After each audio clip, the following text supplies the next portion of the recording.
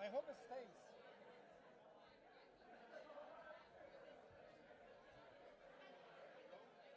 Yep. Yeah, we got it? Yep. Perfect, perfect. Okay.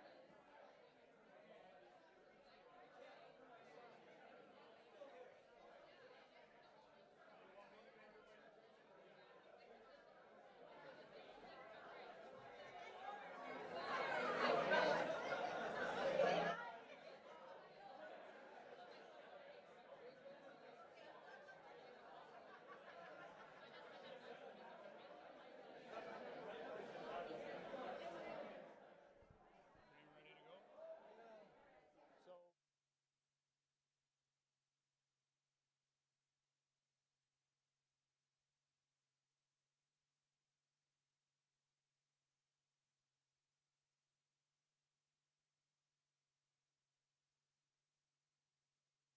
So Andres, where's the two other advisors? We can get them to come on. Okay, perfect. All right. Yes. So I guess you guys can come in and have a seat, and then we'll get started.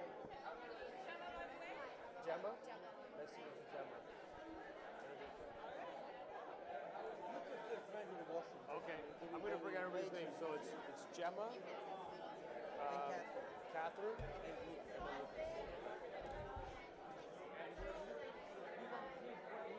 Lucas just went to the wash. Okay. Which is okay. We can still start. Where's president? Too? Do you want me to bring him over? Yeah, get him come over. Yeah.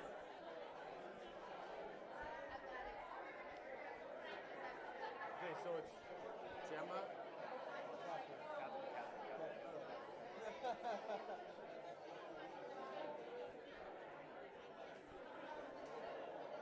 I will forget, I'm sure. It's like, you, there, you and you. Left, right. I'm so bad with names. It gets a little bit better now.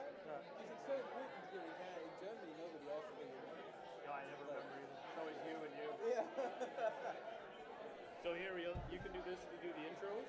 I can. Or to do the intro to the president? Okay. How you doing? Jeffrey, nice to meet you. We're excited to be here, Via.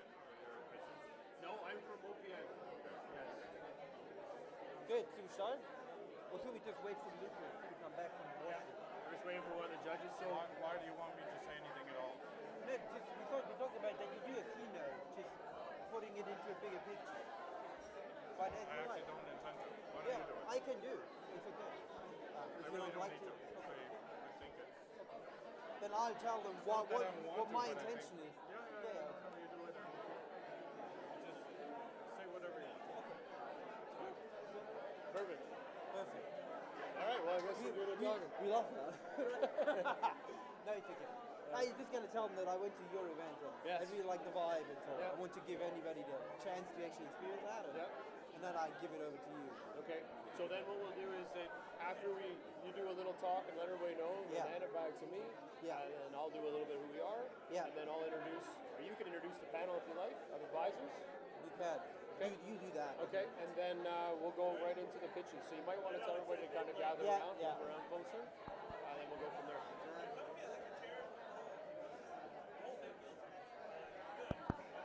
Hello? Excuse me. I don't know if you can all hear me, so if not, please come a little bit closer to the front so you can see our two wonderful screens here.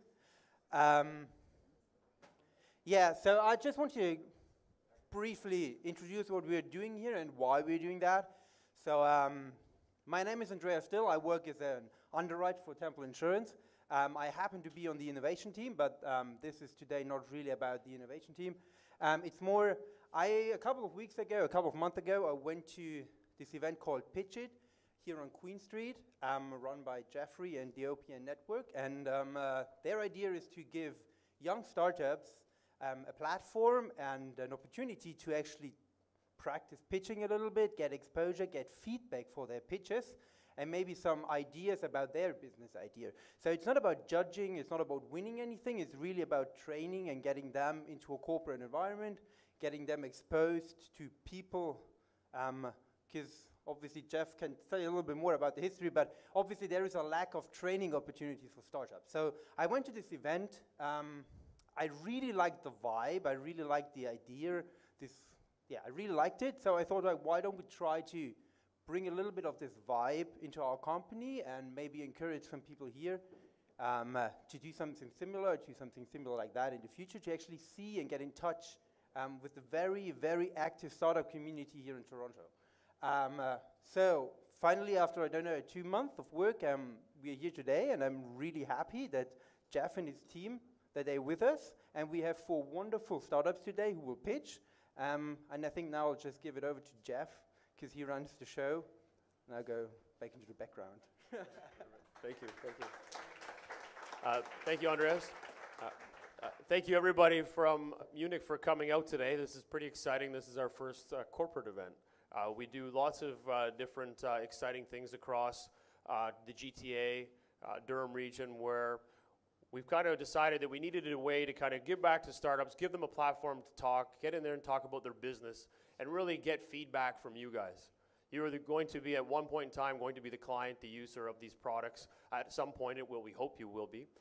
And while you're going through that experience, we want to get your feedback so that that actually helps with the startups be able to become better at what they're doing. And we're better to get it from than the people that are going to be using that product, and it's a great little marketing segment. So as we started this about a year ago, we started doing some online panels talking about hot topics in the market, and those hot topics were things from women in sales, minimal viable product, getting high in Canada. That's one's always the best. I don't know why. I'm not even sure if I'm allowed to say that in corporate world, but there was a lot of great topics, and what we found from these is that there were high engagement because people wanted to learn. And then we started to segment out, and corporate businesses said, why don't you come out and film some of our live events and help moderate these panels? So we started to do that. And then from there, while we were starting to work with our different clients and startups, they started to ask, can we get some more time in front of businesses, in front of people? So we started running them in front of our classes. At Seneca College, they were getting some experience, they were enjoying that, but they were like, we need more. So we created an event down the street at 251 Queen, and we invite all of you to come out next week on the 27th. It runs at 5:30, it's called the Lodge on Queen, which is 251 Queen, and we run the PitchIT TO, and that's kind of where it started in October last year. And we brought 4 companies at that time to come out, and we've actually gone up to 5, and now we've gone back down to the 4. And what we've done is we've just provided a space for startups to kind of talk about what they do. And it's pretty exciting. We get a lot of great feedback from everybody in the audience. So today, no pressure, but we're looking for some great questions. Things that are going to actually challenge the startups, because that's what's going to let them see a different point of view, but also get better. So in saying that, I'll kind of jump into kind of rules of engagement. And the way we operate is that it's a 10-minute pitch. We have 3 advisors, and the advisors are going to provide advice, comments, feelings, gut feelings, those types of details that are going to help, again, with the startup. And then we're going to go into about 5 minutes of Q&A. So I think everybody's been drinking. I don't see anybody that hasn't, so you guys are going to be asking questions like crazy. So we'll try and pass the mic out slowly, and everybody can ask as many questions as they like about the business. But be engaging. We really do want to hear your questions. And then outside of that, we're going to do 2 pitches, and then we'll have a 10-minute break so we can network a little bit. You guys can talk to the startups, and then we'll do 2 more pitches, and that's where probably we'll close it off at that. So the first thing I'm going to do is I'm going to let the advisors kind of go through and introduce themselves, because at the end of the day, we want to make sure that everybody's got their street cred as well, and that everybody's going to give some great feedback, and we have some great people at the front. So I'm going to pass it to Lucas, and you guys can share a little bit about yourselves. Thanks, Jeff. Hi. How's everyone doing? Okay, that was pretty good. Exactly. Hi, my name is Lucas Chang. I do a few projects. I run an incubator, entrepreneur incubator for teenagers, to give them a head start if they're curious about learning what it's like to solve problems and monetize that. I help them do that. I lead a community of entrepreneurs in York region called, it's a not-for-profit volunteer-run thing called Startup York.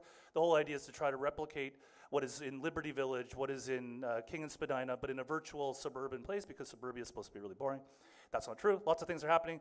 And we're one of the voices that are trying to bring together entrepreneurs to connect and do it in a no-pitch, no-sales environment. I'm an angel investor with the York Angel Network, and that's actually where Jeff and I were before we came down here. And what that means is we tend to listen to pitches, and we decide if we want to put our money into it. And part of being an angel investor also is wanting to mentor and give back. So typically angels have a very altruistic, community-driven side. I'm part of a startup software company called Perfectly Soft, based in Newmarket. We have a little small competitor called IBM. That's been fun. So a lot of the little projects. One thing I will say, just to build on something Jeff said, I spent 15 years in big corporate, Accenture and TELUS, and one of my biggest fears when I left was, would a startup really be interested in what I learned from my big company background? I quickly realized yes. Not because, nothing about me, but the lessons and the things I did day to day in a big organization, once I stripped away all the bureaucratic stuff, really was meaningful. Governance, planning, what's next, risk assessment, risk management. So as you guys listen to these pitches, consider those elements that you do in your day-to-day. I believe they're very relevant for what these guys are going to do. I do know one of the companies, and I think the risk management side of kind of several of your brains would be very, very relevant. So like Jeff, I would encourage you to ask a lot of questions. Thank you.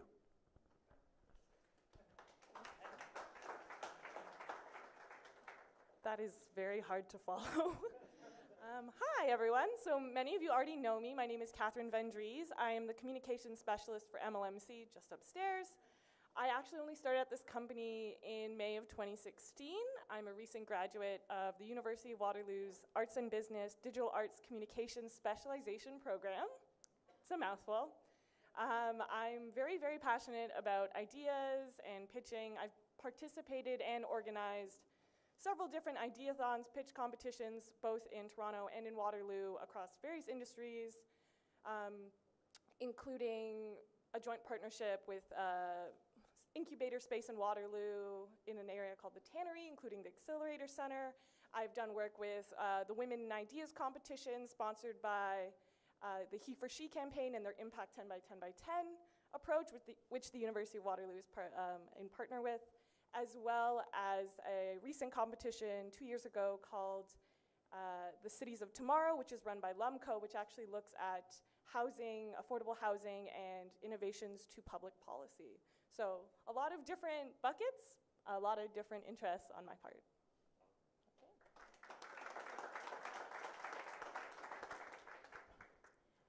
So most of you probably don't know me because I'm very new to the organization. So I started with MLMC in January of this year.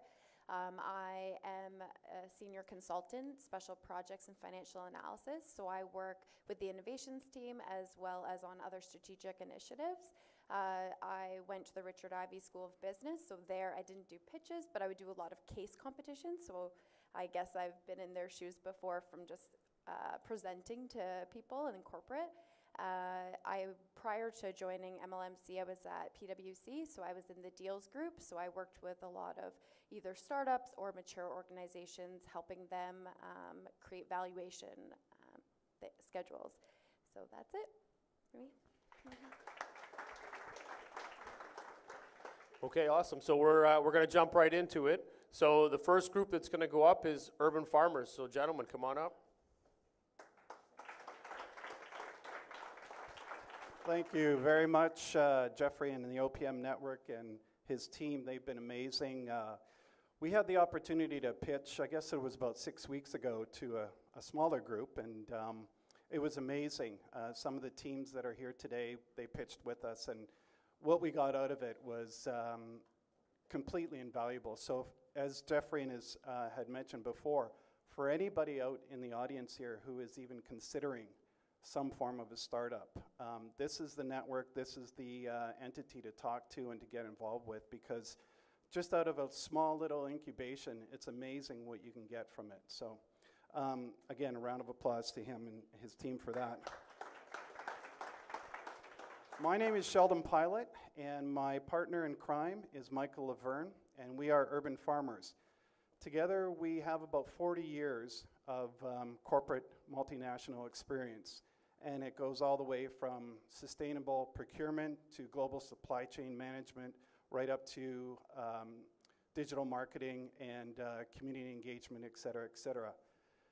Our goal as a group, as a collective group, because we're just starting to expand our team, is to basically provide disruption in the current and traditional produce retail environment. And that means that for anybody out there, let's just get a show of hands. How many people in the last 2 weeks purchased some vegetables? Everybody, right? Everybody. And how many people purchase fruit and herbs and flowers? Excellent. Now, you probably had to go outside of your home environment or on the way home from work, et cetera, to do that. And wouldn't it be great if you could actually go to an app that can actually do it for you within your community of urban growers? And that's basically what Urban Farmers is all about. Let's dive right into it on the slide here. So we are, as I mentioned, an e-commerce farmers marketplace. We're fueled by community urban agro farmers. We are servicing local conscious consumers. Conscious consumers are individuals, probably like yourself, who really care where your food supply is coming from. We offer delivery, on-demand, real-time.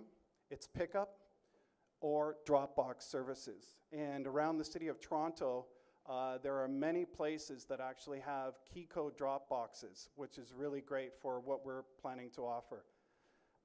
The app itself and the platform is free for consumers, and we'll get into the e-store subscription transaction fee for the urban agro farmer. So you as the consumer can go to ufarmers.com right now, and you can pre-register, and you'll get some promos and all that. We plan to go live June 1st. We're developing our MVP right now. And the way that it works is, I just want to give you some insights into the next slide there, if we could. And we're going to go back to bringing Michael right now up, because he's actually going to spend about a couple minutes just giving you an overview of why there's a need for this. Let's trade off now. Yeah. All right. Let's deal with the technical stuff. That's always fun. Somebody's tiny laptop is hogged the table. So sorry. Good thing is we've got another screen.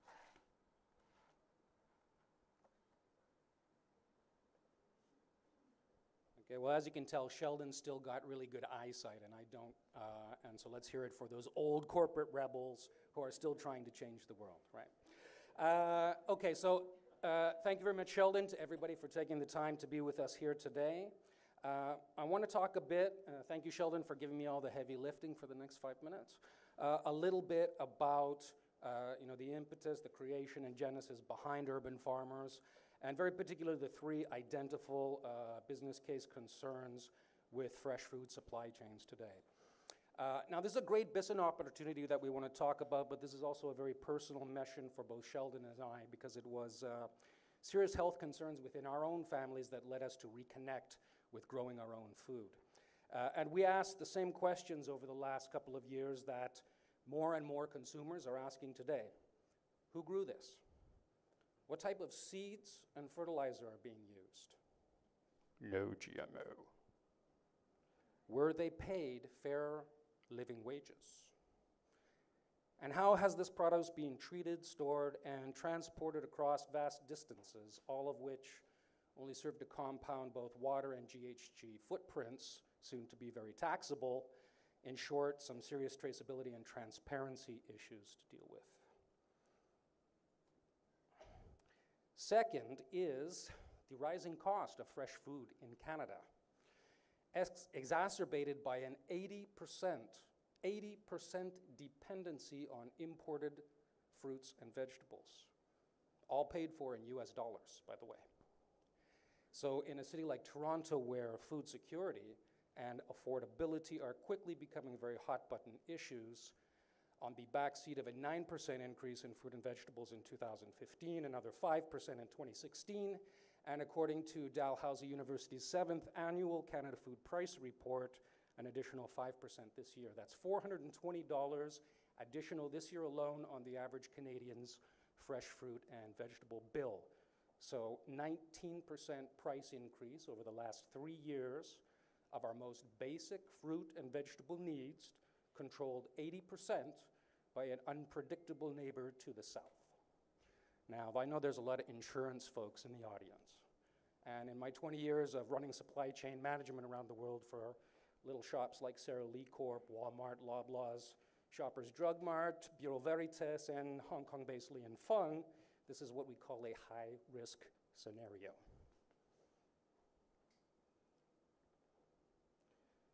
Most relevant to why we're here this afternoon is to talk about the lack of market access tools to support truly local backyard farmers and urban growers coming together to share with their neighbors and to recuperate some cost of operating, sometimes just to make some cash or even to gift to those in food need in our communities. So we are the matchmaker and community platform that is putting simple yet powerful tech tools to work, helping backyard and balcony farmers connect to conscious consumers for the fair sale or gifting of locally grown urban agriculture. Now let's look a little bit at those two communities that we're working to bridge. The potential urban farming base in Canada is significant and probably has a lot to do with our deep historic immigrant farming roots. I myself, though having enjoyed a rather urban lifestyle living around the world, am quite proud of my Saskatoon grandfather's farm boy roots. And I think that has a lot to do with the fact that in a 2013 nationwide survey by Stats Canada, some 13 million households, more than 7.5 million nationally, grew some form of home-consumed fruits, vegetables, or herbs, right? So they may be small amounts, they may be large amounts. And similarly here in Toronto, a recent industry survey took away 40% of GTA households. That's 400,000 households who are also growing their own produce. So these are latent micro farmers, if we will, just as they were once latent chauffeurs and latent innkeepers and latent dog walkers and latent Etsy makers. This is what we're calling the democracy of food. This disruptive potential of bringing these supply and demand forces together in growing urban communities across Canada, or to Canada's north, or across depressed rural heartlands of America, or globally, is tremendous, and this is where our mission lies in bringing these communities together. Now let's take a look at the demand side. Consumer markets in Canada for fresh fruit and vegetables now approach $19 billion. Fruits and vegetables, fresh fruits and vegetables. That's a $7 billion spend in Ontario, $1.25 billion in the GTA. At retail, again, 80% of which is imported and paid for in US dollars. Right? So organics provide for us what we believe is a true micro-market benchmark, a current national market that stands at about $2.8 billion, $200 million in spend in the GTA last year, highlighting an increased consumer awareness and desire for clean, healthy, safe, traceable food, best represented, we argue, by local backyard farmers, urban growers, greenhouses, and growing urban operations, in short, by urban farming. And I'll hand it back to Mr. Sheldon. Thank you. So as you can see, there's a direct correlation between need from the problems, the issues that Michael has presented. And where we are right now is we're going to actually get into what the app looks like. So what we're proposing is a solution that is a mobile app based on a platform. And that's really important because it's not just an app. It's a very robust platform, similar to Shopify, similar to Uber, etc. And the reason being is that for the urban agro farmer, what they're going to be able to do is they're going to be able to create an e-store. And the e-store is going to have a separate URL as well. And you'll be able to subscribe to it, or you can actually, it'll break down into a transaction fee. And you'll get your own promoted URL within our network of conscious consumers. That's really important because right now, we're the only platform in North America that provides that.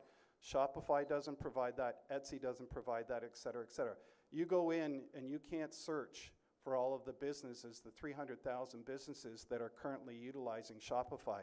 The great thing about our platform is literally you go into either your profile avatar or you go into a search box that allows you to put in your postal code, and that populates all of the geo-farmers in your geofence community. Let's talk a little bit about monetization from this platform. So you're going to see right here the urban farmers and the sellers. Again, it's free to the consumer. So we have both subscription fees, we have transaction fees, we have partner rebates with companies like Lowe's, Home Depot, et cetera, advertising revenue stream, and then we get into the second tier, the deliveries. We are currently utilizing 5 eco-friendly courier companies. Most of them are all bicycle and foot power courier companies. Again, in the case of where your urban farmer is literally on the same block as you, 9 times out of 10, they'll probably arrange for a pickup. But with our deliveries, it's real time, it's on demand. So when you say, just like Uber Eats, that you want it, you put the order in and it's supposed to come within 25 minutes or whatever the distance is from your home environment, that's basically, you'll be able to plot it and see where that courier is. There's no leaving anything on your door, nothing in bags or containers, et cetera, et cetera. Not that there's anything wrong with that, just keep in mind that's not what we're about. So let's just get to the slide that brings up the actual cost. We have a basic plan, we have a premium plan, and we have an SMB plan. And just for the folks who think that urban farming is just for the backyard farmer, in Montreal, there's a company called Lufa Farms. They currently have, I think, approximately 125,000 square feet of rooftop farms that are utilizing greenhouses. So they're going and they're creating relationships and partner relationships with businesses where they can take over their rooftop space. And for us right now at our corporate head office, which is at CSI on 215 Spadina, there's a rooftop garden there that we plan to manage over the course of the summer as well. And then we'll go into the next, which is the overview for the projections. Michael had presented you on those consumer insights about what the marketplace looks like in Toronto. In year one, we're only focusing on 2017 Toronto. Out of the 400,000 units that represented individuals, households who were actually subscribing or participating to urban farming, that's 400,000 homes. Our actual projections that we need for a revenue stream is 0.70%. That's under 1% in order for us to be profitable at the end of fiscal 2017. We're looking at 2,800 urban farmer subscribers. So when you do the math, we're going very conservative here and we're being very realistic with our projections. By year two, we're branching out to Vancouver and to Montreal. Year three, we're in 5 additional territories, key territories across Canada, and then we're looking in the US. But we're focusing first on Canada because obviously this is where we're based. We're a federal incorporated company, so we will have divisions and offices in each of those territories that we are going to be establishing a business. And then the next slide, these are some key metrics that we're looking at. Again, the 0.0% of the 400,000 households, that's basically for year one that we have to attain. We're looking at a social media engagement of 1,000 daily users, and we're interacting with them. And then on the website, we're looking at 10,000 monthly average users. And that's either pre-registration, where they can come, they can create their profile avatar, they can download the app, they can use the resource center, they can get special offers, you name it, it's all going to be on the front-facing website. And then Michael's going to come up and just finish off with a couple more slides, and then we're going to be open to questions. Thanks very much. Okay. This guy's gone to sleep. Well, if it's only 30 seconds, I'll say bye.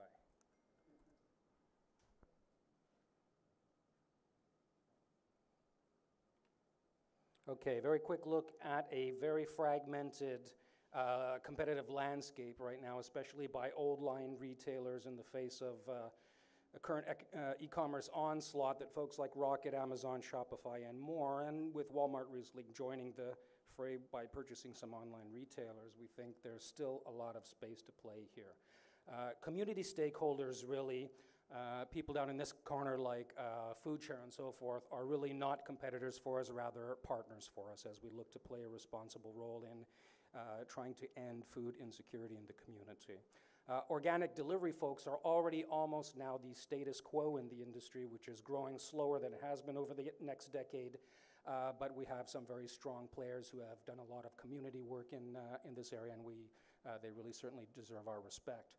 Fresh meal replacements from recent market discussion are still a very niche, nascent niche, struggling with managing both scale and quality issues.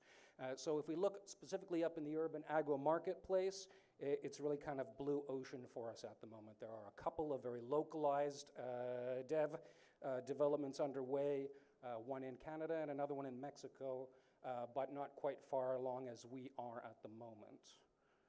We'll jump to the next slide, taking a very quick look at where we are on timeline. So as we speak, the backbone of the platform is starting to take shape under the guidance of Justin Wood and his team at Craftwork Digital, as we continue to bootstrap the work that began in early 2016. At our current stage, we brings us here for the ask tonight and looking to identify and collaborate partners with the vision and commitment to share this future with us in pushing through the launch of the platform. The financing that we're looking for at the moment is $250,000 for 10% equity in the company. And of course, we've got a rather deep 5-year projection financial deck to support discussion on that. And that wraps up with contact. So sorry I went to about 45 seconds, but appreciate the time, and thanks again for coming out this afternoon.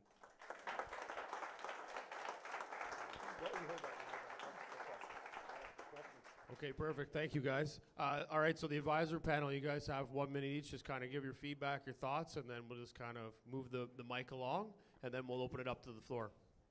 Go ahead. Is it on? Okay. So my feedback, so good job on the presentation. One thing that came to mind is I'm a subscriber to the Mama Earth and as well as a local meat delivery service. And the big thing for me is the delivery fees. And so I was wondering, as I would be the ultimate user, not the subscriber, if they didn't have everything I would want, if there was some kind of reduction in the delivery fee, or if I'd have to pay a delivery fee for each one of them. Good question, excellent question. And no question here is a dumb question, so the more the many. What would happen in the case of you have a shopping list and your urban farmer within your geofence can't facilitate that? It gets aggregated, and through that aggregation, the price is then determined on the final whether you decide to do a delivery or whether it's a drop box or a pickup is free, obviously. You as a subscriber, as a conscious consumer, will also have loyalty reward points, and the more that you attain is the more that you can apply to whether it's a delivery or even to your actual purchase. And then in terms of the drop box or the delivery, what are the hours? Because that's another thing I have a problem with my meat one, is I'm never available at any of the times for the pickup or the drop off. Yeah, the drop box will be 24 hours. So you have 24 hours, you're sent a key code, and they're conveniently located in specific areas throughout the city, throughout the GTA. Yep. Thank you. All right, great presentation. I was actually there at your first one 6 weeks ago. Lufo Farms. Yeah. Who knew? So again, thinking back to 6 weeks from now, I can definitely see how you have built upon and improved your presentation. It was very entertaining and very interesting. I have a question though about the ultimate end user satisfaction. So one of the challenges I found being an end user on Etsy and purchasing things online is it's a little bit more challenging to use their rating system compared to something like Airbnb, where you can be rated back. And I have heard Etsy sellers confess to me that they find sometimes the reviewing process, because it is very one-sided, can negatively impact and actually stigmatize some of the sellers. So I was curious whether or not you'd put any thought into that, or if you'd built in a rating system into your platform. We are, and again, a great question. The question was, will there be a rating system within the platform within urban farmers? And yes, 100%. The rating will be offered both to the urban farmer and to the conscious consumer. And I understand what that's like because part of our insights, our market insights research, I actually became an Uber driver. So I have been doing that part-time just to glean as much information about what the user experience would be like, both as a driver and as a rider. So I get that feedback from the riders all the time, and we've been able to utilize that and within our own development. So it's really important that you have those, I think, balanced rating systems. And as you said, it can't, the thing that I find about Uber is that it's very basic, and it doesn't affect the actual rider getting that driver, but it does allow you, when you dive a little bit deeper, to learn a little bit more about that driver, and that's about all it is. It's kind of like, let's have a little interactive gimmick attached to it. We don't want it to be that way. With every urban farmer that signs up, they actually have to go through, just like with Uber, you have to go through quite a rigorous background check, quality assurance check, et cetera, et cetera. So as what was mentioned at the beginning of the introduction by Jeremy and by Andreas, there's a lot of best practices that you folks are doing on a daily basis and that I've done throughout my career that are very applicable to what our structure is going to be as well. So does that answer a little bit about it? That's great. Yeah? Okay, cool. Thank you. Great presentation. I love the cause. It makes a lot of sense. I thought you did a really great job of kind of sizing the macro, and then we've kind of spent some time talking about the operational. What was missing for me was the middle. So my questions were, it seems to me that the value proposition to any of the farmers would be the size of the market who are potential buyers. So my questions are, you had the 2,800 and you said it's 0.7% of the households in Toronto. What's your plan to reach 2,800? Because I didn't get a sense of the operational side of how you'd reach them. Great question. So starting at the beginning of May, we are spreading out across all of the wards of Toronto, and we will have a community awareness program. So every day there will be community managers and teams literally out there spreading the gospel of urban farmers, giving away promo cards, very similar to what you see on the streets of Toronto with Foodora, almost identical. At that time, we're just trying to point them to the website for the pre-registration sign-up. And then throughout the year, we'll be working on that even more. We'll have some tendencies where we're sponsoring events, et cetera, PR, news media, social media campaigns, et cetera. Just to get a little bit deeper onto how are we going to acquire those conscious consumers, we're looking at a network of almost 10,000 per month in sign-up and registration of those conscious consumers. No, once we start. Right now, I think we have about 1,800. We've done just a very small launch that is all basically word of mouth and social media. We're on Instagram, Twitter, et cetera. But once we kick into high gear, that's really what we're going after, is we're going after those pre-registrations so that we do have an existing case to present to the urban farmers, because they're going to be asking that same question. What's in it for us? You want us to sign up, subscribe, transaction fee, et cetera, but what do you have to offer us? And I think to build on that, having, as you do future presentations, and you have the data, that'll be key, because one of the questions I had was, I wasn't sure what the experience was from a buyer standpoint, and therefore that would affect the credibility from a seller, from a farmer standpoint. And your value, your UVP versus other providers, I think you touched on it with the 2x2 matrix. 6 minutes more now. So I'll stick around for the director's cut, the extended version, but I think that would help. If I put the investor hat on, that wasn't clear to me, and therefore for me to think about, do I invest in you guys or something else? The kind of the go-to-market plan, which you covered, but also the UVP that makes you unique compared to the others out there. Why would a farmer choose you, and why would a buyer choose you versus all the other options, which you both have covered? Right? Unless you want to start selling fruits and vegetables through Shopify or Etsy. But as a buyer, I don't care about that.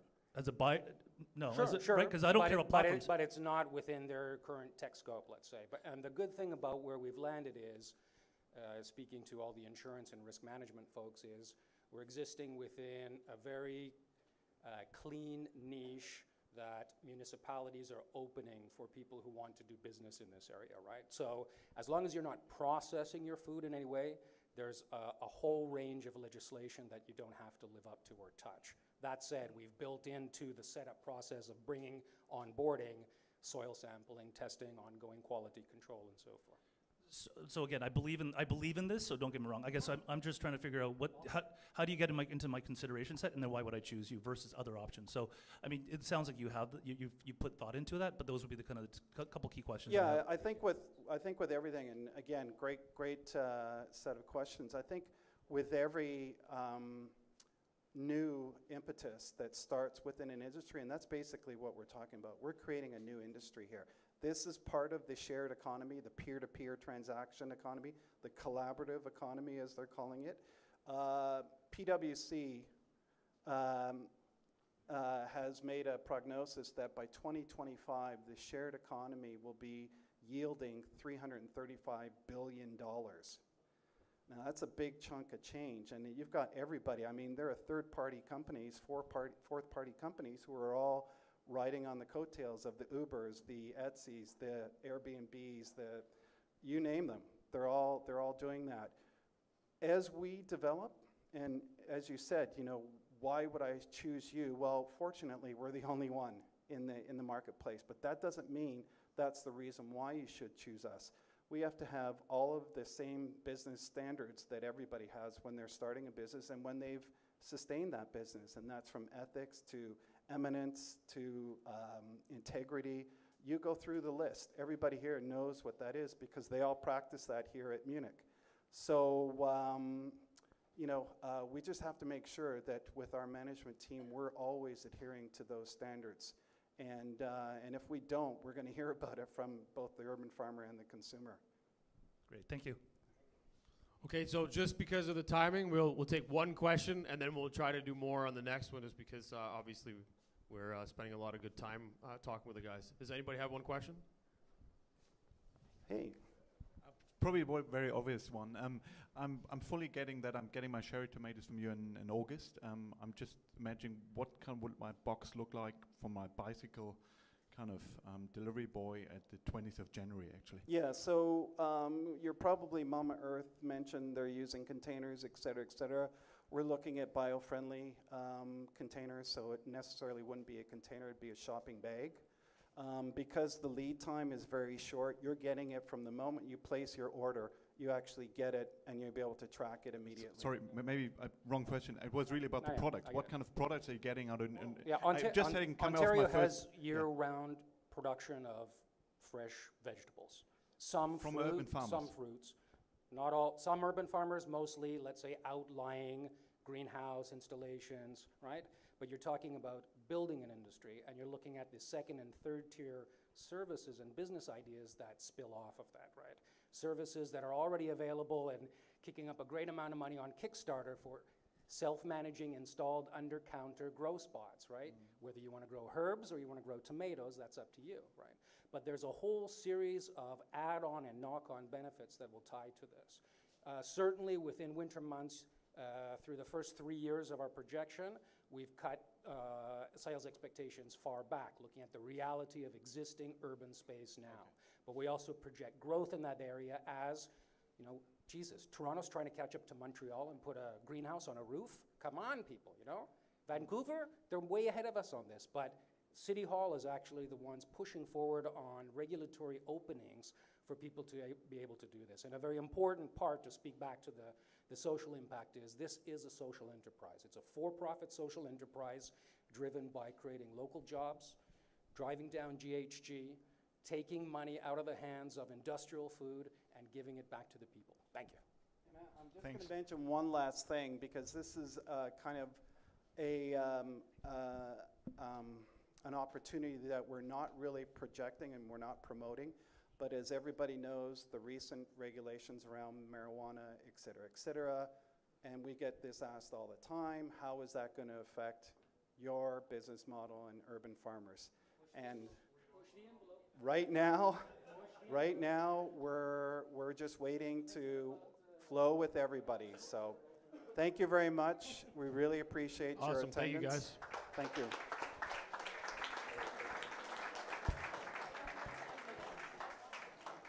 Okay, give us a few seconds. We're going to make a change.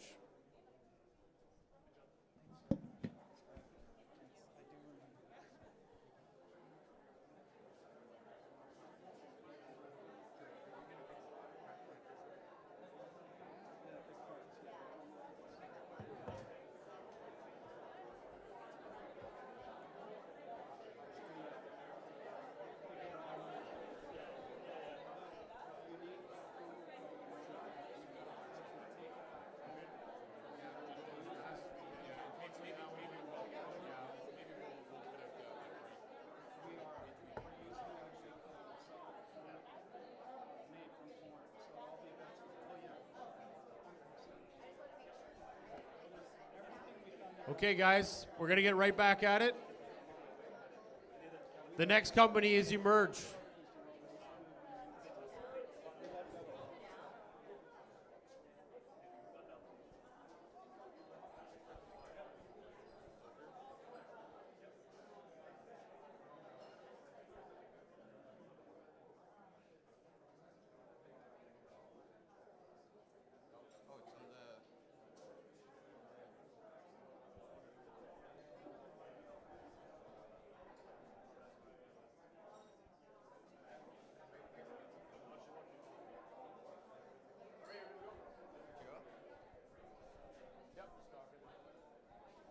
Hello? Hello? Okay, so, guys. So, I'm here to talk about something a little bit different from the previous team. It's not about food, but it's also about health and quality, and it's about healthcare. So, I'm going to start my presentation with a little bit of my background and story of how I came to this country. It was 3 years ago. I came with a scholarship from the Brazilian government where I'm from Brazil. And I found Canada so amazing that I decided to stay. It's a great country, great people, and now I'm making my life here and opened a business to solve some problems. 2 years ago, I actually had to take a friend of mine to the emergency department. And after getting there, they made us wait for 8 hours. My friend was suffering with stomach pain and was hurting a lot. And the guy was rolling on the ground of pain. And he told me he wanted to throw up. So I went to talk to the nurse, and she was like, well, I have a bucket here. You can take it to your friend. And that was really kind of shocking to me, because I was like, well, Canada, this great place, why this is happening, right? And I thought it was an isolated case after that day. When the doctor got to see him, it was appendicitis. He went straight to surgery. Today he's fine. He's back home. But I thought it was an isolated case, but I was wrong. Ryan Sinclair died after waiting 34 hours on the emergency department. And it doesn't stop there. Actually, Canada has been ranked worst among the well-developed countries regarding wait times. And this doesn't only affect patients, but it's affecting everyone that plays a role in the system. Hospitals, together with the government and the insurance companies, are being affected by losses every year of $4 billion. And the government has been trying to spend more than $2.2 billion a year to try to solve the problem, but a solution didn't come yet. Walk-in clinics, on the other hand, are actually losing a potential revenue of $198 million because patients that go to the ER could be seen by a physician on the walk-in clinic, but they choose the ER instead because they don't have enough information. So what are we doing to try to solve this problem? So we created a software that it's a patient-centric application. So we are giving patients the power of choice. So for the first time, patients will have this application where they can actually see which hospitals and clinics are most available for them and has the most specialty based on their conditions. So not only that, they can actually have information regarding how many patients are waiting in the queue, how long is the wait time that they're probably going to be facing, and they also can have their personal health information pre-sent in advance to hospitals, where they can actually, through our dashboard over here, see that you are coming, how long you're going to take to get there, and the reason that you are coming. So for the first time, they will be able to, instead of being on a reactive mode, they will be on a proactive mode working for you, or working on you even before you got there. So the benefits that we are bringing to this is to everyone in the system, and they are huge. For hospitals, for the first time, they are able to predict with live data the incoming patients. With that, they can actually do a load spreading and diverge the patients into the different rooms that they have into the hospital, increasing very much the patient flow and increasing efficiency and delivering cost savings. For walk-in clinics, they deliver a much better customer satisfaction and they increase their clientele because through our system, patients are leaving the ER and going to walk-in clinics instead because now they know when they are open and when they are available for them, even on weekends and nights. Patients are actually getting the power of choice. They're engaging on their own healthcare system. They are receiving a faster care, and you, for the first time, will be actually owning your own health information. So you are going to put in there which allergies you have, which medications you are taking, so on and so forth. And we have a feature that we allow actually you to wait from home instead of waiting on the waiting room in a walk-in clinic. So instead of waiting 2 hours with other sick people, why don't you wait in a couch watching Netflix and go for your appointment at your time? So the market, based on our revenue model, it's actually very big.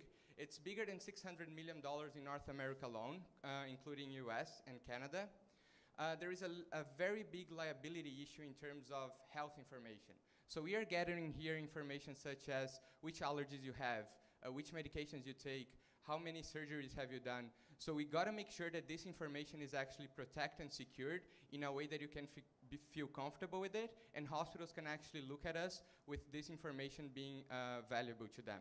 So the way we are doing this is partnering with the 3 major players in Canada that are actually storing healthcare information based through APIs. So we do TELUS in Canada together with MedStack and Microsoft Health Vault for the US market. Our revenue model, it's pretty simple. It's completely free for patients. So you are going to get this application for free and be able to choose where you want to get care. But hospitals and clinics will pay us some money. And that is a setup fee to install our system into the hospital, integrate with their EMR software, and a recurrent monthly subscription fee to have access to our dashboard and be able to receive the data alive. Walk-in clinics, on the other hand, will be paying us per patient that we refer to them. So now 47% of patients that are going to the ER and can be seen by walk-in clinic, once they choose to go to the walk-in clinic instead of the ER, but clinics are getting more traffic and they are willing to pay us a referral fee for each patient that goes to them. Our go-to-market strategy is pretty simple, but it takes a lot of time as well. We are currently building a user base, and we are focusing on moms with young children. So we could spot that they are the people that use the ER most frequently because of their kids, and we are focusing on them. Not only that, we are also focusing on people with chronic diseases and nursing homes that use it a lot. We are doing a pilot project in hospital at South Lake in Newmarket this end of June, beginning of July. So we can actually prove the concept. And after that, after we get the Ontario market, we can expand to the USA, where we will avoid request for proposal and hard sell that happens here in Canada because of the public system. Our sales forecast is quite good. We plan to make more than $20 million by the year of 2020 because of this system that we have. Our journey started from humble beginnings. We started as a Startup Week in York region last year. We won as the best idea. Then we were selected to go to the European Innovation Academy in Nice, France, where we actually were selected as top 15 among 500 other participants in there. And we were selected as the best overcrowding solution for hospitals. We were invited to go to accelerators in the Valley and in countries like the Netherlands. We made a partnership with South Lake, a hospital which helped us to create the dashboard that you guys saw, aiming which information is important for them to see. We've had international recognition from Brazilian hospitals and Australian hospitals that are interested in our solution. We've actually also got government grants from OCE, angel investment, and our latest accomplishment was we launched our first phase of our app in Apple Store and Play Store that is already available for download. So through our projected growth, we have some milestones completed, as I mentioned to you. We raised more than $65,000 before we had any product. We're still talking to the government officials to see how we can overcome the procurement process and implement this provincial-wide.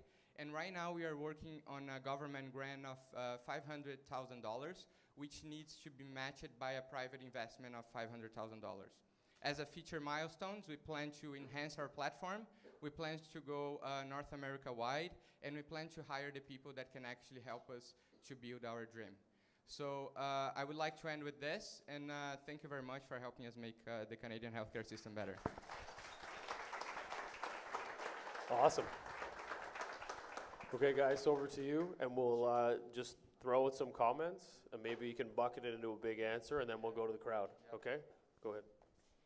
So good presentation, and I really liked that you were very passionate and you presented it really well. So that was really good. Thank you. And I think one thing is just from the revenues, I'm sure you would have spent a lot more time if you had more, but I was just curious as to how much of it would actually be coming from the hospitals versus the smaller clinics, just because I'm not sure how much time the hospitals would actually have to be able to upload this unless there's an easy format for them to put that in. So thank you for your question. The big money at the beginning starts from hospitals because they pay us a subscription fee. But after a certain point, there is a break even where clinics bring us the bigger revenue. Because for every patient that goes there, we get this referral fee. So if you look into the difference, it's actually 3 times clinics versus hospitals that bring us the money. But we do need the hospitals to be able to provide you patients with information such as how many patients are in there, wait time. So we need them to be on board so we can actually provide you the details that you need to make a better decision, right?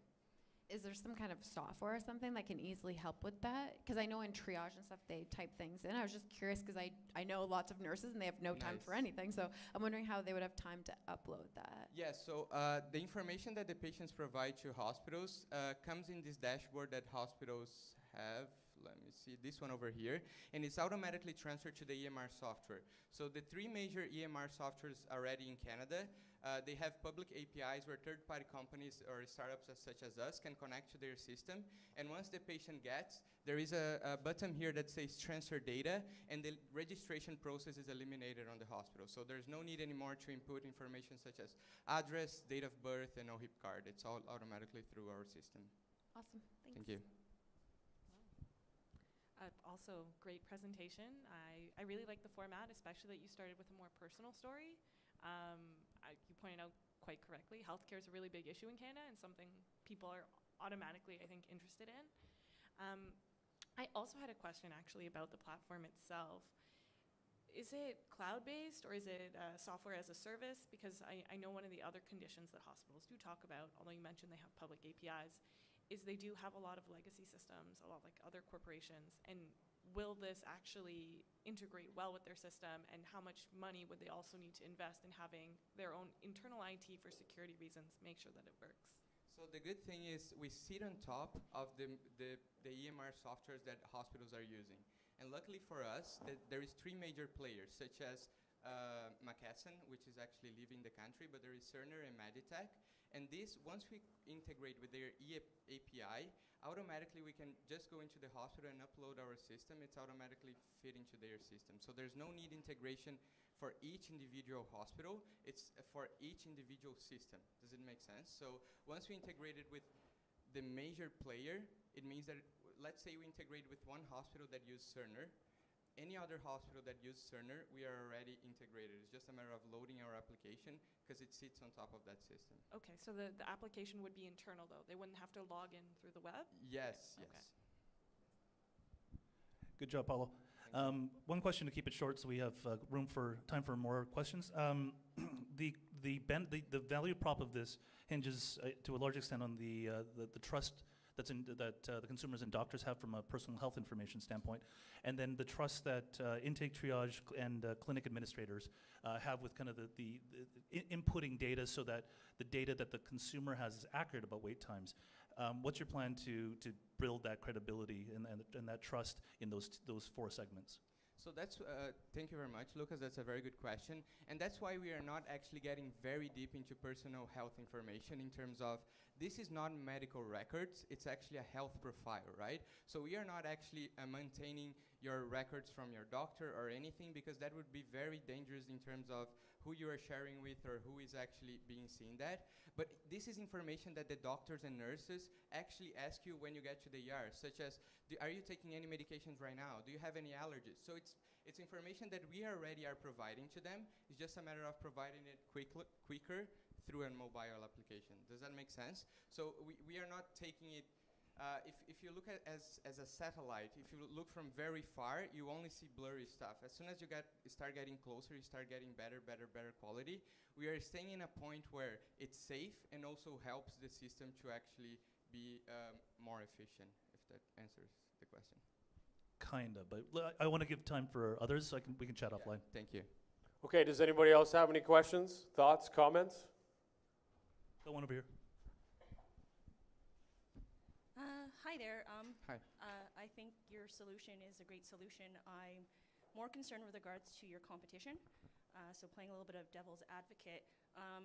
My doctor, for instance, you know, she kind of has a Saturday practice, call-ins, and I know that my doctor will actually lose money, maybe even be slapped on the hand by the government for, like, if I were to go to another clinic. So how are you competing? Like, how are you approaching that? How can you work with, say, my family doctor so that they don't lose money, you know? Because I guess I'm thinking more for you that my family physician would hate your product, is essentially what I'm trying to come to. That makes sense if you look very narrow into your family doctor, but if you look into the system-wide itself, it will balance it out that your family doctor will be even happier, because your family doctor right now is very busy in terms of she cannot see you today. If you're sick right now, you actually have to seek care somewhere, because she's very busy and she sees a lot of patients, and she's paid by the number of patients that she sees throughout the year, right? So if you go there twice, three times, four times, for her is the same amount of money that she's seeing. So it's actually not very true that if you don't go there a lot of times, perhaps she's making even more money because she's seeing different patients and not only you. I don't know if that makes sense. No, I don't know if my question was answered, because she's actually losing me as a patient if I'm going to somebody else. No, she's not losing. She's still your family doctor. No, I know, but she's losing the money from me. So she wants to keep me, and I'm wanting to know how your product is going to either alleviate or get rid, or, you know, like, But the way she's paid, it's not per visit that you make to her. So the family doctors in Canada are not paid based on number of visits that they get, but based on number of clients that they have or patients that they have. So if you go see your family doctor once a year, or if you go see your family doctor 10 times a year, she still get paid the same amount. So if you still go see her one day, you're gonna go there and be able to do that. Actually, that's not true. No. There is definitely a fee for group practices. Yeah. There is a per visit fee. After a limited, isn't it? Like after a limit? It's per visit. And it's capped at 455 or whatever it is. Absolutely not. Okay, so I need to learn that. Sorry, guys. Yeah. Possibly offer some clarification. I think that there's a confusion. So the possible point of clarification here, there may be a blurring of the lines. We're not talking about utilizing this application as a way to circumvent your family doctor for regular checkups and annual checkups. This is more along the lines of emergency visits. So if you were going to go for some type of emergency treatment, you know, you may call your family doctor first, but if you've got an appendix that's about to burst, if she can't take you, I don't know if you're going to care so much about how much money she makes. So the idea here is this is to take care of the emergency. Yeah, so his market is for people that are looking for emergency care and not the sort of regular visits that you're referring to. Okay, one last question. Hey, man. I started Canada's first block fee program, Canadian prepaid medical plan. So if you need help, I'm happy to advise you on that. Yeah, please. It's not the world I live in anymore, but I can introduce you to some people. Amazing, thank you. Yeah, good question. Yeah, go ahead. So having dealt with the emergency situation on my own end, a lot of the emergency cases happen overnight from midnight onwards. And personally, I have looked into clinics that are open after midnight, and a lot of them, because they're private and they don't have the emergency, either the room or the surgical, I guess, equipment or the expertise, they're simply closed. So on one end of the equation, are you finding that there's enough inventory for after hours care to balance the equation? And also on the hospital side, are they actually eager to kind of, offload their load overnight to other clinics, or are you seeing resistance there? So it's actually a very good question. In terms of how many clinics are offering after hours delivery of health right now, it's actually not enough. But we found out that through our app, they're actually willing to be open after hours. So I have this clinics that is our client right now, and they are going to be opening on Sundays, which they are not today, just because I'm going to bring them traffic that today that they don't have, right? Because usually patients, they think about, okay, it's Sunday afternoon, I know that all the clinics are closed, and it's very hard to find a system to actually search them. It's not user-friendly such as our system, so they take their way to the ER. So our platform will be able to help clinics to be after hours because they increase the number of patients that they're seeing. Now, in terms of the hospital questions, yes, we saw a bit of resistance in terms of, okay, you're going to get my patients and you're going to diverge to either other hospital or other clinics, and my bucket is going to be reduced by the end of the year, and that's not good for me, right, in terms of financial. But if you see, again, if you see in the bigger picture, it actually works out. Because even though I'm taking patients away from you when you are very busy, I'm also bringing back the patients for you when you are not that busy. So it means that I'm alleviating a pain which doctors are suffering, nurses are suffering, and if you see the losses that makes for making patients wait are much more. It hits the system in a bigger scale, right? Thank you. Awesome. Thank you.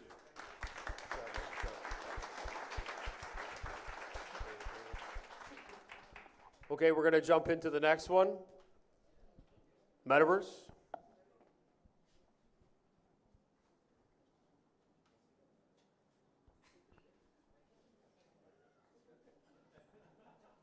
I think you guys were going to do... Yeah, you're going to have a break? Yeah, wow, they wanted to keep us moving forward, so you guys have a laptop you want to use? Okay.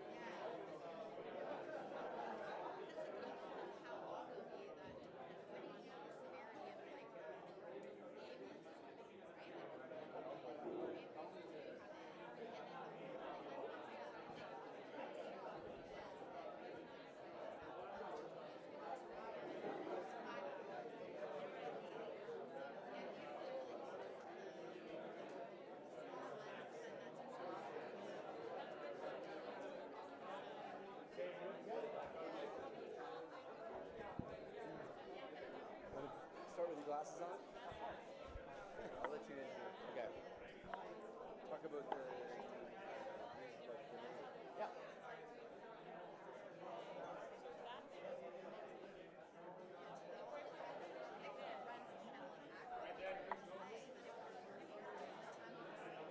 We're a little bit off here. We're just. That's better. All right. Yep. Hello. Okay, guys, we're going to get started. Okay. Let's get ready to rumble!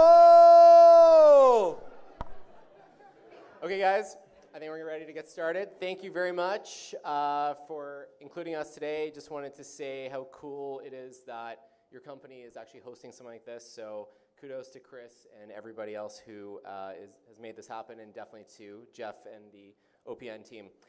So our company is called Metaverse. We will actually be celebrating our 1-year anniversary of our incorporation tomorrow. So you're all invited to the party. We haven't actually organized it yet because we've been too busy working. So a little bit about us. My name's Dan. I used to be a lawyer, but I got better. Then I went back to school. I did my MBA at Ivy.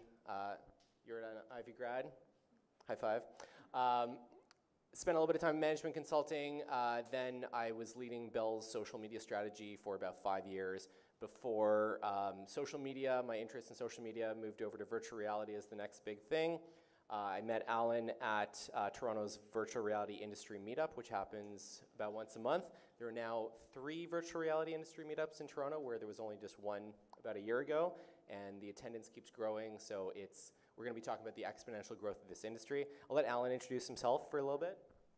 Hey everybody, my name is Alan Smithson, and yeah, I have been an entrepreneur my entire life, and I've had 3 exits so far. Now, when you say 3 exits, some were great, some not so great. Sometimes I got the boot at the door. But anyway, it's been a really amazing ride, and I've done some great things. I don't know if you've ever seen the big see-through touchscreen DJ controller emulator. I invented that, brought it to market, and now here I am. I saw virtual reality 4 years ago. I got to try on a headset, and I was literally transported to a Beck concert. I was standing on stage next to Beck going, oh boy, this is it. And so 4 years ago, I made a decision right there and then that I'm going to get into virtual reality. And the guy who showed me VR is a guy named Chris Milk, and if you are not familiar with him, look him up. He did the New York Times VR app. He's also created a bunch of wonderful VR content with a group called Within and Here Be Dragons. And now I met with Dan. We decided to make Metaverse. And just a fun fact, Metaverse, go back one slide, is the world you're in when you're in virtual reality. It's actually called the Metaverse. So it's kind of like naming your company the Internet when the Internet started. So it's a kind of an awesome name, I'm not going to lie. And here we are right now, and we're going to raise some money. How many people here are investors? Not going to raise some money. All right, okay, we got 1, we got 2. How many investors are currently investing in tech? Okay, great. So I love you guys.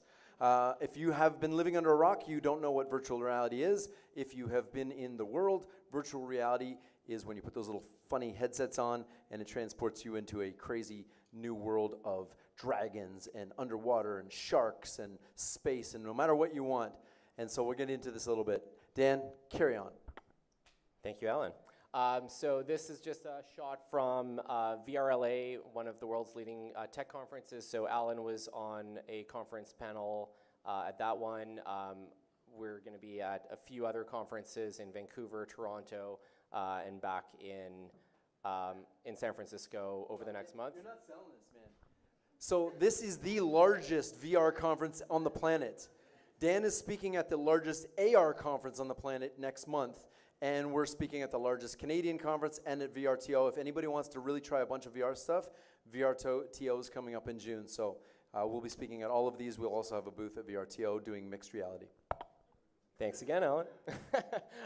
So what do we actually do as a company with all of this amazing technology that's being built? Alan was talking about the entertainment uses. We're focused on the business uses. So we started off as an event activation company where we would bring virtual reality into corporate events, entertainment events, charity galas, things like that, just to really get our feet wet and learn about the technology.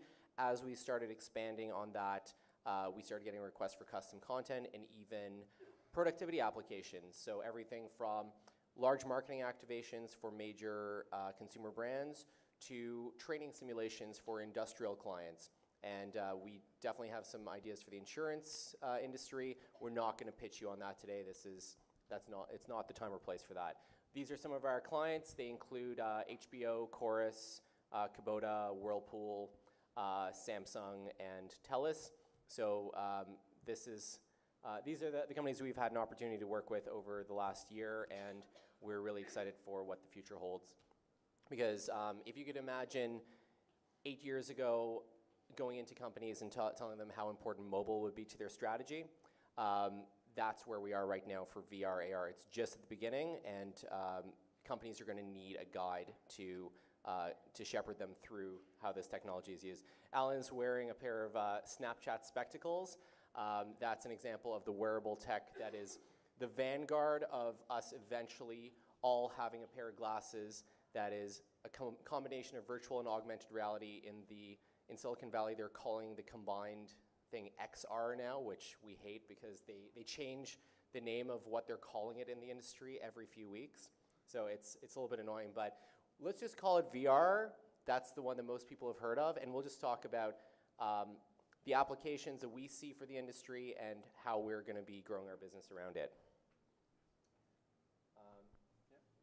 So our mission at Metaverse, we went through a deep dive on this, and our mission is to use virtual and augmented reality to enhance the human condition.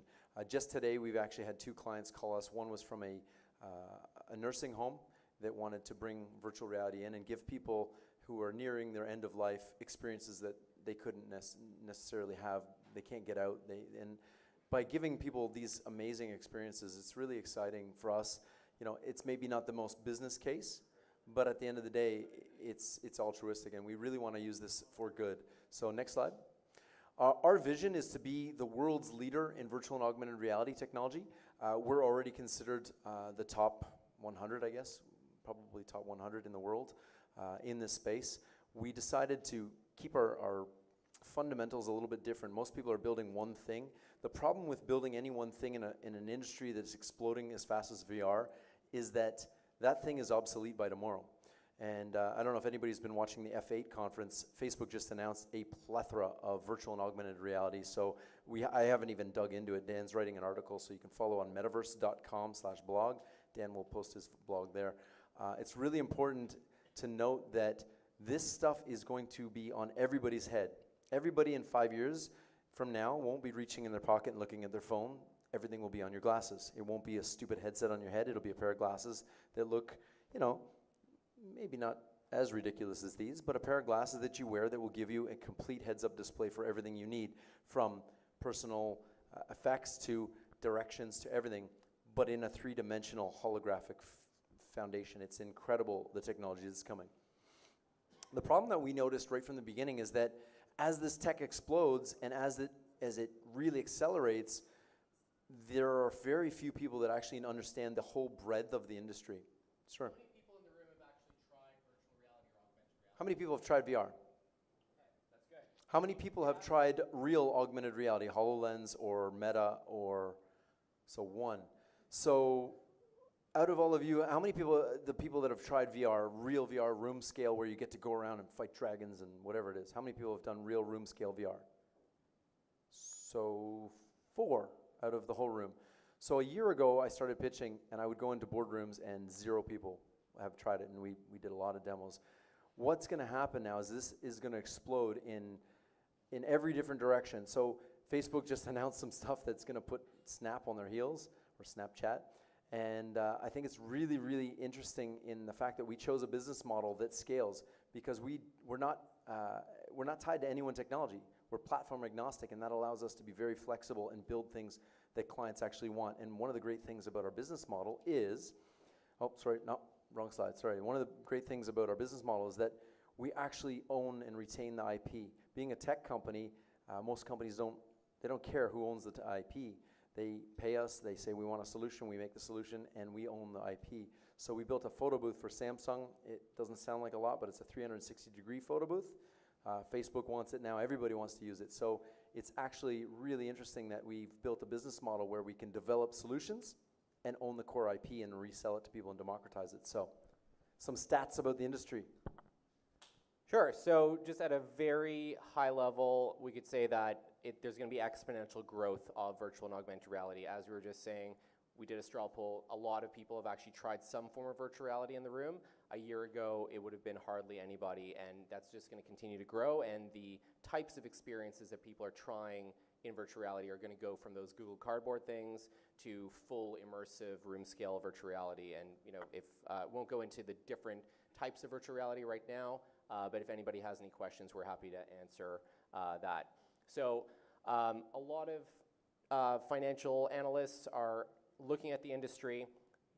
Forbes article was saying 142% estimated compound annual growth rate over the next 5 years.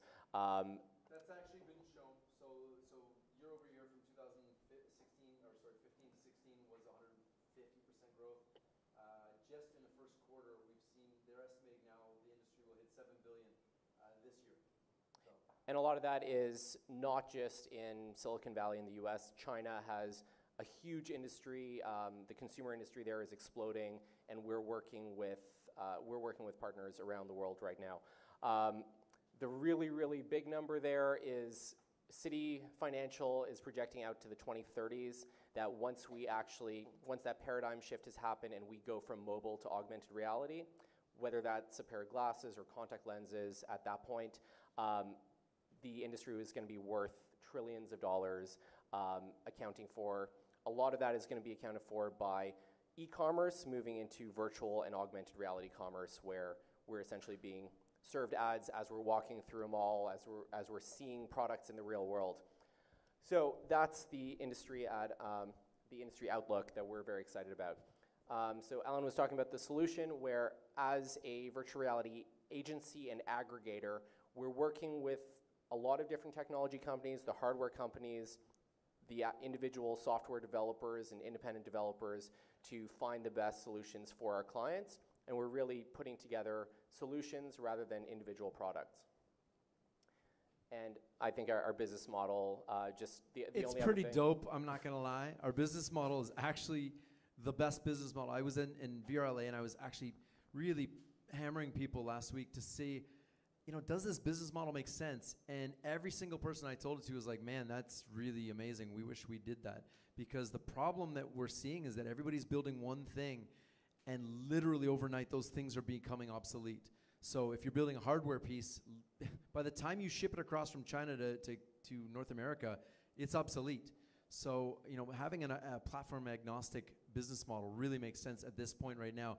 We are building some solutions that will be long term and will own those platforms. But keeping our options open right now seems to be the best option. And we're a very lean team. So actually our team right now is only 5 people. But through partnerships and through outsourcing of our development and different partnerships, we've been able to scale very quickly and serve some very large clients on more complicated projects. So our revenue model, Alan, do you want to talk about that? Sure. The revenue model is simple. We sell stuff to people before we build it. We come up with great ideas. We bring it into companies. For example, Munich Re, we have some solutions that have popped up that people are using virtual reality to recreate accident scenes and recreate scenes of that you want to show in a court case. So you want to do that?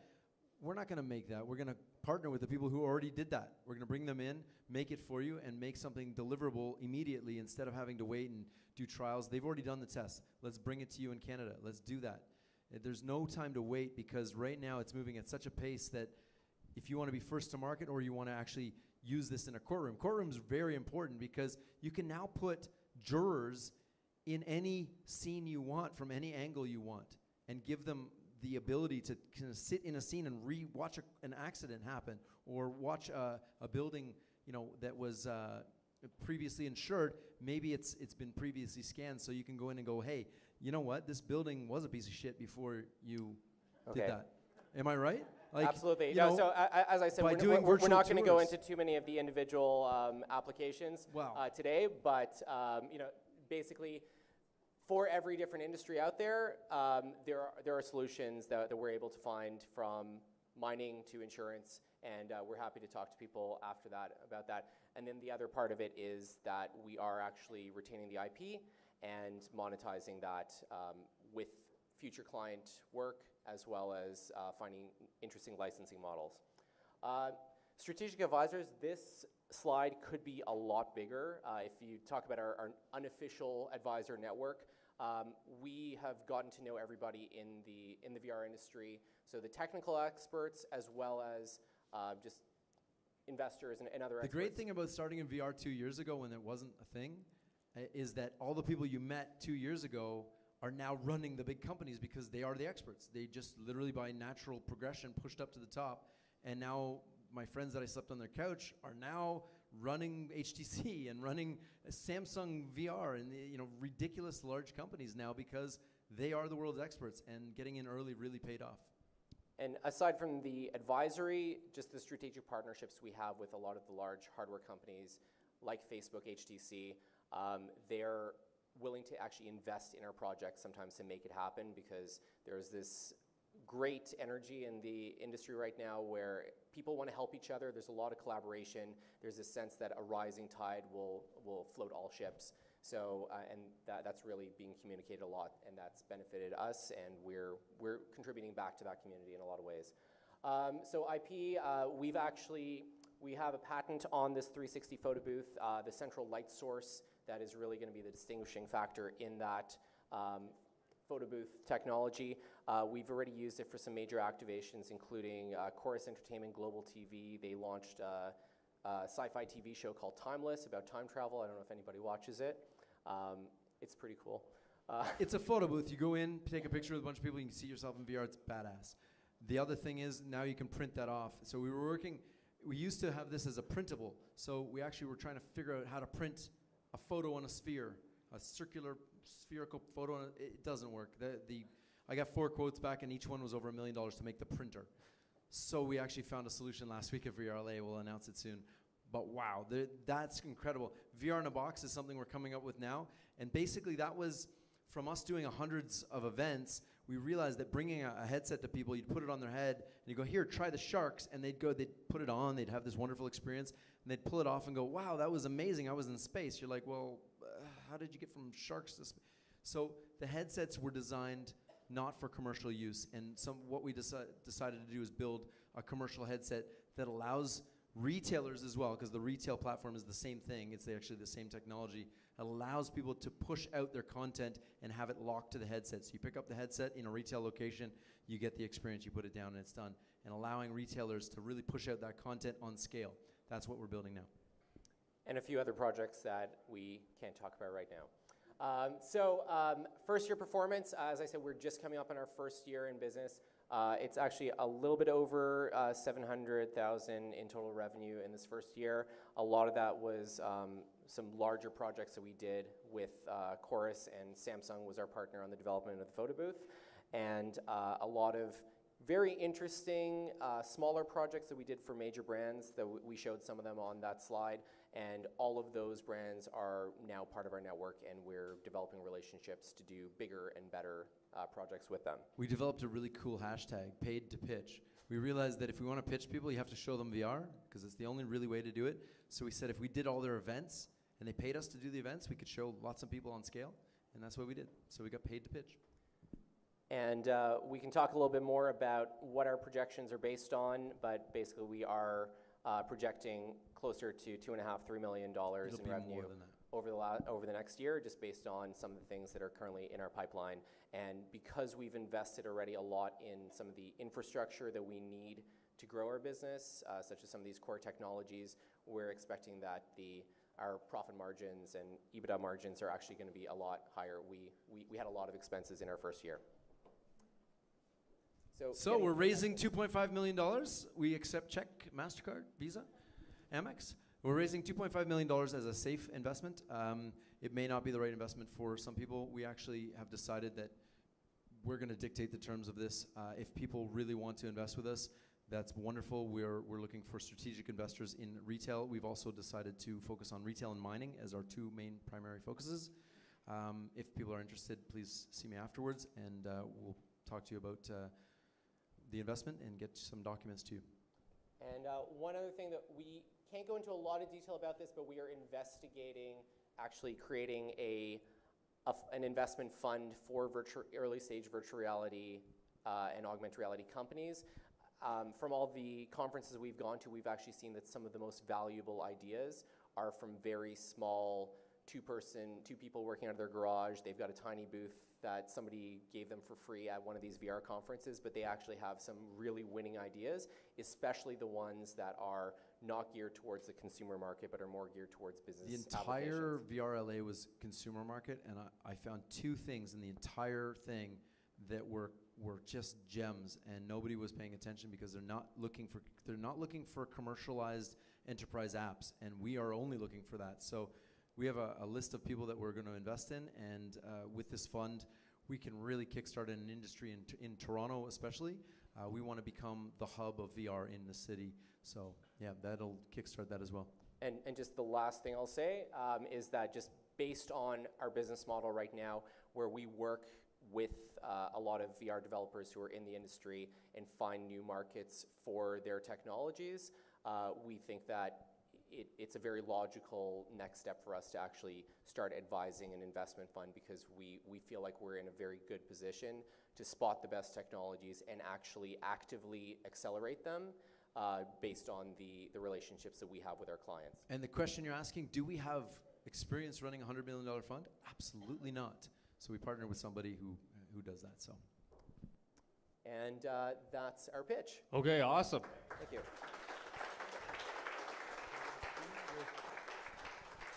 Okay, we're going to go through the advisors real quick and jump out one question so we can move quickly. So we have one more. That's a great presentation, and congrats on your first year financial performance. It's awesome, and your ability to actually retain the IP. That's hard to do, so good work. And my one question, and I don't know if it would be as much of an issue for you just because you're working with businesses, but the government and like policies and regulatory, just because of potentially the safety aspects of having like the goggles on, things like that, if that actually is getting in your way. Not even a consideration. There are bigger companies than us. They're going to get sued first. Facebook, HTC, Microsoft. Yeah, I mean, so I think to name a few. Every single major tech player in the world, from Alibaba to Amazon, from Facebook to Microsoft, every single player is investing billions in this tech. So there are deeper pockets to us to sue. So yeah, well, I'm not worried about it. I'll just add to that you know, I He's a think lawyer. it's kind of a hardware concern, you know, more than software and the solutions. So you've got Oculus, HTC, Microsoft, Sony. They're all creating their own technology. They're funding studies to make sure that it's safe. Right now, if you start up an Oculus system, you'll get a warning that says children under 13 should not be using it. We dug into that. It's actually based on a study from the 1980s that Atari commissioned, and HTC in particular is actually funding new studies about how healthy it is to be in virtual reality for extended period of time. Samsung is just Even though our parents told us not to stand too close to the TV, now we strap a TV to our head. It seems ridiculous, but no, the reality is the 13 years old was actually part of that study, but also it's Facebook's cutoff for being on Facebook. So that was the number they picked. And any concerns right now about blue light just irritating people's eyes?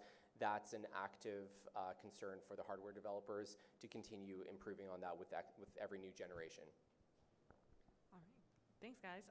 Also really, really great pitch.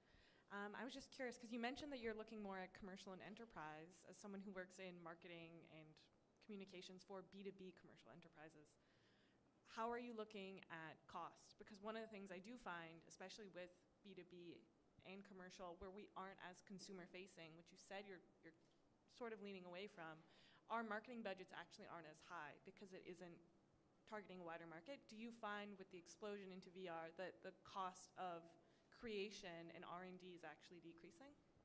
So I'll take that. I think that right now VR it's not a mass platform. there aren't very many people who actually have the headsets. So you can create a piece of 360 video content. That's one of the pieces of content. If you spend some time in Facebook over the last 6 months, you might see in your news feed these 360 photos where you can actually look around the whole scene, 360 videos. That's the mass play right now, and most people are looking at that on their mobile screens as opposed to in a headset. To answer your question directly, B2B is the play right now. B2C is going to take some time. It's going to take 5 years. The only market right now, and in my opinion, and I'm probably not wrong on this, is the only market is B2B right now. Using this for your sales reps. Imagine equipping thousands of sales reps selling an industrial tool where you go to your client, you throw it on their head, and now their industrial tool is in three-dimensional space. They can learn about it. They can learn how to use it. That is astronomical growth. Quick comment or thought, and then a question. Have you heard of Fireside Conference? Fireside Conference. That would be interesting. I'll talk to you guys about it afterwards. So the question I have is, with 5 people on your team who are sounds like full-time-ish, and you've got a huge outsourced population, how are you protecting your IP? We have a really good lawyer. I figure, is it as simple as NDA, or is it something more? So it's more than that. So when we sign contracts with our clients, we send them our clients, our contracts rather than that. Even though, like Samsung, for example, sent us their contract, we mark the shit out of it and send it back to them. It's just, we have a really good lawyer. She used to run legal for Virgin Canada, and she's a shark. One question? Anybody got a question? Bueller. All right, perfect. Thank you, guys. Thank you. Thank you, everybody.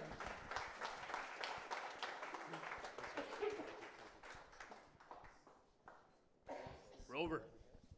Sorry, I'm just going to put this back here.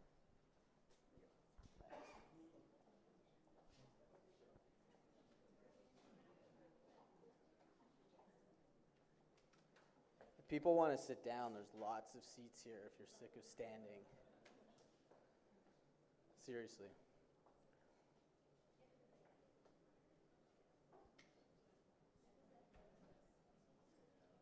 Good to go, buddy.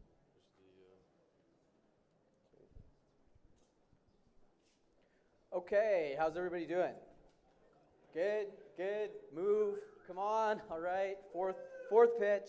Here we go. I'm going to be quick. I'm going to talk to you about parking. I understand that sounds kind of boring, but essentially what I'm doing at Rover Parking is creating the biggest infrastructure of peer-to-peer parking in Toronto right now, and our plan is to go globally. So what is peer-to-peer parking? Anybody want to take a guess at the easiest way to explain what peer-to-peer parking is? Pretty much.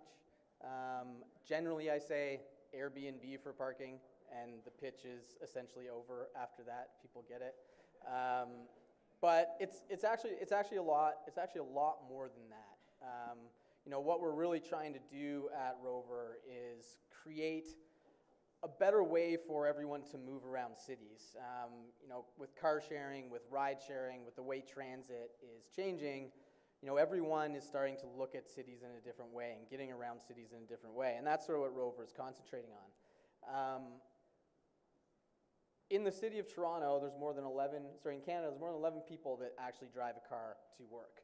Over 30% of traffic congestion comes from people circling the block, actually looking for a parking spot. And there's over $1 million a day spent in Toronto on parking. So, I mean, I'll ask you guys, how many people have got a parking ticket before in this room? I mean, most people have, right? How many people, when they're driving and looking for parking, have seen an empty driveway or an empty business spot sitting there, but obviously know that they can't park there? Or are the people in the room we call bandits who actually just wind up going park there anyway? Which is actually quite a few people.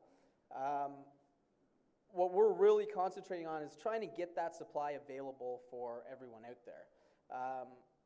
What I'd like to ask everyone to do right now, if you're willing, is take out your cell phone. Perfect. Open App Store or Google Play and download Rover Parking. That would be fantastic. Please do it. If you do it, I'm actually saying this in all seriousness, if you do it, there will be $20 in free parking for everybody in this room to test Rover out.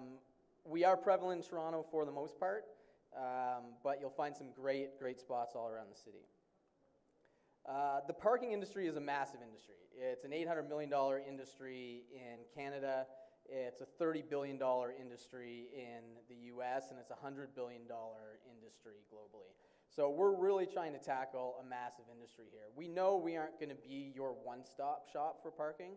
What we are going to be is that additional standpoint to parking. If you don't want to pay $40 to park to go to a Leafs game, you can pay $10 paying on Rover. So there's times when this works and times when it doesn't. How it works is very simple. I'm sure no one has downloaded the app quite yet, but if you did, there's two things you can do. You can find a spot or you can pay for a spot. The booking process is super simple. You find a pin on the map, you choose how long you want to park for, you have your credit card information in there, and you're actually able to pay. Obviously, you're able to extend right from your phone as well. From the sharing standpoint, you could actually list your spot in less than a minute. And anybody here who lists their spot today, I'll give $40 in parking credit. So as you can see, obviously the hardest thing, and there's a couple marketplaces that have presented today, the hardest part of a marketplace is growing both sides of the equation. It was talked about earlier, you need supply and you need demand, and you need to balance them in tandem. And that's really what we're trying to do in Toronto right now. Some of the trends that have been spoken about today and that are interesting to note with regard to Rover are the sharing economy, smart cities, IoT, urban mobility, and automotive, which is investing heavily into different connected car activities. So the sharing economy, this actual stat was already mentioned today, where PwC said that the sharing economy is $15 billion today and will be a $335 billion industry by 2025. The secondary part is really the connected car. Talking about groceries earlier, we could actually have the groceries delivered into an actual car. If you get a new Ford or a new GM now, you're able to unlock your car from your phone. You are able to give access to people for a period of time to unlock your car. If anyone's heard of Turo, has anyone in this room heard of Turo? A couple. So Turo is Airbnb for your own car. So you rent out your own car to people to make a little bit extra money to subsidize the cost of the car. All this technology is in place, and all of it's really going to wind up changing. Electric is really the next thing happening in car. You're going to see a lot more electric cars on the road. What Rover's really able to do is create an infrastructure for the electric car without having to pay for the cost of putting it in there. So picture a driveway or a business spot that could have a plug for your electric car as opposed to having to build that infrastructure. Now, as I mentioned, the psychology of parking is really changing, and one of the things that Rover is really concentrating on is what we're calling radius parking. And people already do it. It's the people who commute into the city and will drive to the TTC and take that in, or will drive a 10-minute walk to work, or will drive and bike into work. What we're really promoting is creating these spots that will be found around bike shares, around transit systems, coupled with Uber Pool, and a different way to get your final destination. It's now more efficient to take multimodal transportation to get to your final destination than to actually drive right to your final destination. Anybody who drives into work here, I'm sure can attest to getting on and off the Gardiner in the morning and evenings and how long it takes to get in and out of the city. We're very community focused, so one of the things that we can really do is help to turn parking lots into parks, or help take street parking off the street and turn it into bike lanes. We're talking with the City of Toronto with some pilots right now, and have been talking with Metrolinx as well about this exact thing. It costs over $60,000 to build one single new parking spot in an urban city. So imagine creating a whole parking lot. We're actually able to we're actually able to help with that supply. Rover launched in beta in July 2015, just on iOS. We're now on iOS and Android.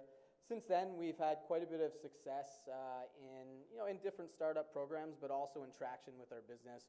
We were named one of 3 of most promising startups by the Globe and Mail. We were a finalist in TieQuest and BNN Disruptors, and have also been featured in the App Store 2 times. We've been growing at about 30% month over month for the past year, and are really concentrating on Toronto right now and growing in Montreal and Vancouver and then into the US. We've raised $400,000 to date, and come fall, winter of this year, we're going to be looking to raise $3 million from a mix of angel and venture capital. So that's Rover. Thanks, guys.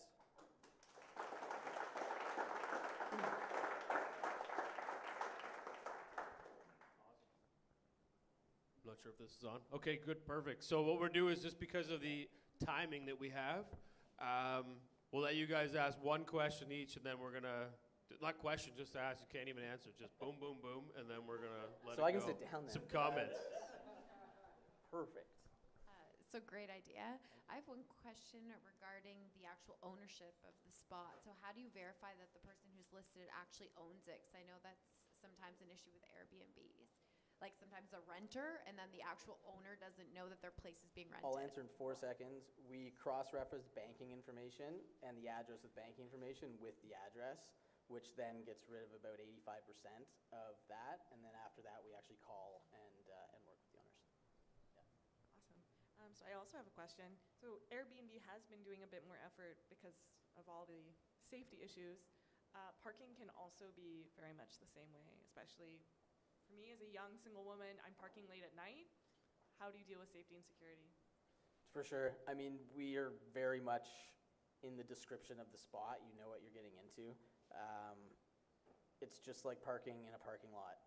You know, if you're going to go park in a parking lot that doesn't have any lights, you run into issues. Like, we put that on our site, so if there's 24/7 access, if there is surveillance, if there is lighting, etc., it shows that spot. So you park in the ones that work for you. Yeah, it's a great question though. Trust is everything. So my question is around the $3 million. What would it go towards? The majority of it? Marketing for the most part. The product is built. It's now, we've built a playbook on how we can launch city by city and have an idea of how much it'll cost per city. Okay, awesome. So I think just because of timing, we're going to have to skip the last questions, but I'm going to turn it over to Andreas. Yeah. At the end, thank you very much for your time and for the comments and the feedbacks and the questions we got today. I want to thank you, Chris, and our team from Office Services for putting that all up together. I also want to thank the startups. We have a little kind of put a package together, kind of a little bursary and some stuff we can give to you. And if you like, stick around afterwards and talk to me, because we would like to offer you also to sit down together with you and run you through some topics we're good in, like be it insurance-related stuff, be it risk management, be it IT security. So if you're interested, just come and ask me, and we'll set up a meeting afterwards. So yeah, at the end of the day, thank you everybody for spending time with us. I hope you enjoyed it. I hope you got some inspiration from how I think really great ideas we saw today. Yeah, and thank you very much. I think we have some beer left, so feel free. Thank you. Awesome. Perfect. Thank you very much, guys. Thanks to judges. You guys are awesome. We're advisors. And thank everybody for coming. Have a great day.